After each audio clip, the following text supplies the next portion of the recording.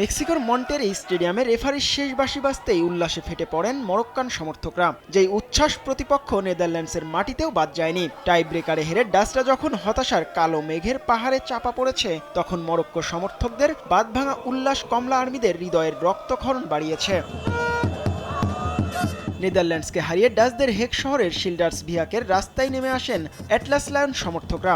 বিপুল সংখ্যক মরক্কান পাগলাটে ভক্তরা বিজয়ের উল্লাসে মাতেন নগরী জুড়ে। তারা আতশবাজি ও ফ্লেয়ার ফাটিয়ে বিজয় উল্লাস করতে থাকেন রাস্তায়।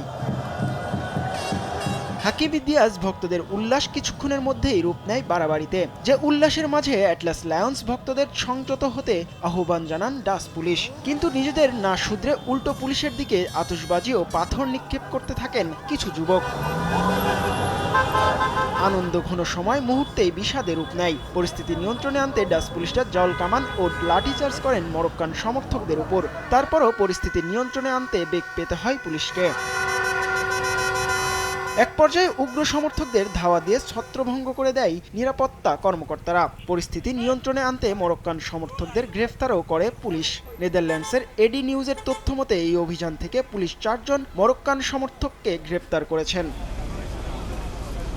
এই উত্তপ্ত পরিস্থিতির পর ডাচ পুলিশ এবং নিরাপত্তা কর্মকর্তারা ফুটবল ভক্তদের স্থানীয় আইন মেনে বিজয় উল্লাস করার আহ্বান জানিয়েছেন। জিহাদ আল হাসান, সময় সংবাদ।